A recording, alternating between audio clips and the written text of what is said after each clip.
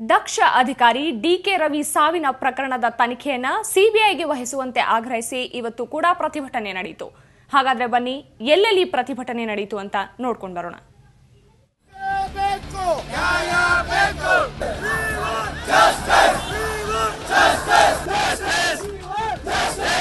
ಬೆಂಗಳೂರಿನಲ್ಲಿ ಇವತ್ತಿನ ವೀಕೆಂಡ್ ಹಾಗೂ ಹಬ್ಬದ ಸಂಭ್ರಮಕ್ಕೆ ಪ್ರತಿಭಟನೆಯ ಕಿಚ್ಚು ಹೊತ್ತಿತ್ತು. ಬೆಂಗಳೂರಿನ ಟೆಕ್ಕಿಗಳು ಬೀದಿಗಿಳಿದಿದ್ರು. ಕಾರಣ ಡಿಕೆ ರವಿ ನಿಗೂಢ ಸಾವು ಪ್ರಕರಣ.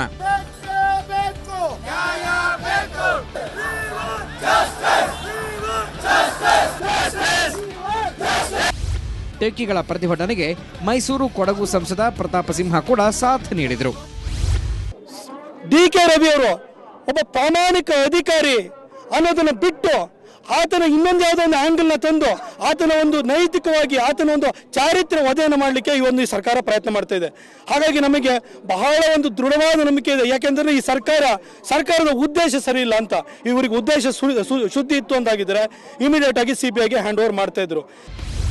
ದಕ್ಷ ಅಧಿಕಾರಿ ಡಿಕೆ ರವಿ ಪ್ರಕರಣವನ್ನ ಸಿಬಿಐ ತನಿಖೆಗೆ ವಹಿಸುವ ಕುರಿತು ನಾಳೆ ಸರ್ಕಾರದಿಂದ ಅಂತಿಮ ನಿರ್ಧಾರ ಹೊರಬೀಳಲಿದೆ.